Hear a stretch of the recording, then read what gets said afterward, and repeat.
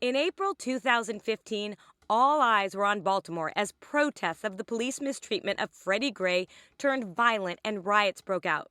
Businesses across the city were affected either from looting, damage, or citywide curfews that kept shoppers off the streets and therefore out of the stores. Highlandtown, a Baltimore neighborhood with a large Latino population and a growing arts community, didn't see the riots from their windows, but definitely felt the effects. Everything around here was destroyed. It's like an earthquake or something went through. Mario Diaz lost $160,000 worth of inventory on the night of April 27th, basically wiping him out, destroying the business he bought in 2011 to support his family. Can you describe for me in as much detail as you can, what did it look like that morning? Well, it's really difficult for us. Really, it was difficult. I never think something like that could happen around. A couple of blocks over, Di Pasquale's, an Italian market and restaurant popular with locals and visitors, saw business drop significantly for weeks after the riots. And a lot of people come from out of town, and they didn't know where although we were in a safe area, away from the direct unrest, they were just thinking Baltimore City, and they weren't coming. They didn't care where we were in Baltimore City. It just didn't matter. For small business owners who count on the revenue from each and every day to keep their companies alive, this was a scary time. Well, we're a restaurant, and our base is customer service. So we can't serve a customer if we're closed. And unfortunately, we were closed early, so a lot of my business went away because of it. The beginning, I feel alone. I didn't know how I gonna do it. I just know we gonna try to do this again. Mario learned quickly he wasn't going to have to do it alone. Amanda Smith-Peters is the Highlandtown Main Street manager at the Southeast Community Development Corporation. As soon as she saw the local Highlandtown small businesses were being affected by the civil unrest, she went into high gear. Oftentimes when people go through hard things together, they come together, right? Did you experience any of that after the civil unrest with the business owners here? Oh, definitely. We really created some wonderful relationships with our business owners, with community members who came and cleaned up.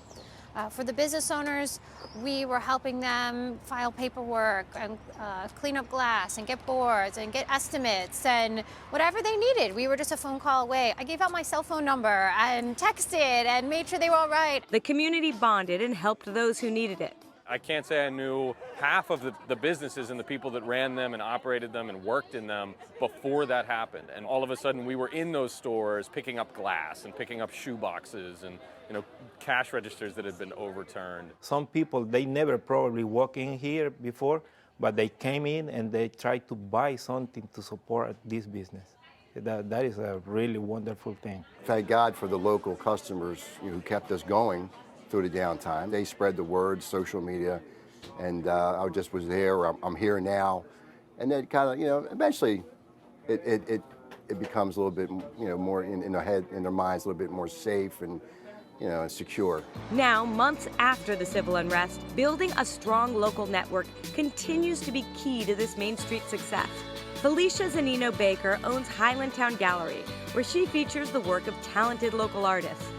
She's found that being an active member of the community is an investment back into her business and helps everyone on the Main Street. When I go to these different events, I'm meeting people from various different businesses, various different organizations, and I'm building relationships, and then opportunities sometimes come from those relationships. It's networking. Exactly. In early October, the town featured one of these events, a chicken dinner hosted by Highlandtown's Main Street to get more face time with locals who are all potential customers and to give back. Things that they have, that they offer, helps me bring my name out, helps Savannah's bring their brand out to the people. So I love to be a part of it, no matter what they have to offer.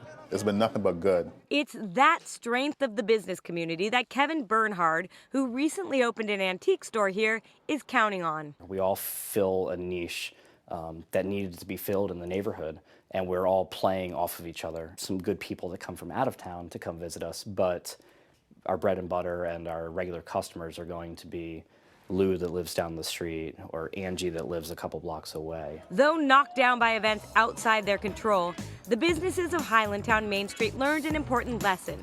There is strength in numbers. It just took a little bit of time to get over that bump, and now we're doing really well, and everybody is really positive and coming together and coming back out. I've been really proud to see our neighborhood work so hard, have people come back together and keep moving on. It's business as usual.